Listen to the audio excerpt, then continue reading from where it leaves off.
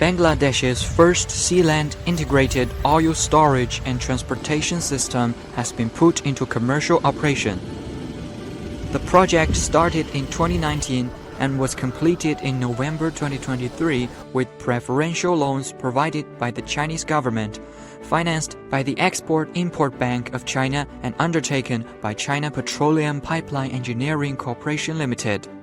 The project will shorten oil unloading and transportation time for 100,000-ton oil tankers from 11 days to about 48 hours, saving the country $128 million in crude oil transportation every year. This project will be providing all the supports for supplying more crude oil, and it will make more efficient our unloading system. It will reduce the cost. It will be very environmental friendly project. All this will have positive impact in our economy and especially to our energy sector. 这个项目是作为“一带一路”倡议在蒙拉国首批落地的重要石油储运项目，将极大缓解蒙拉国当前能源紧张局面，是蒙拉国新的能源大动脉。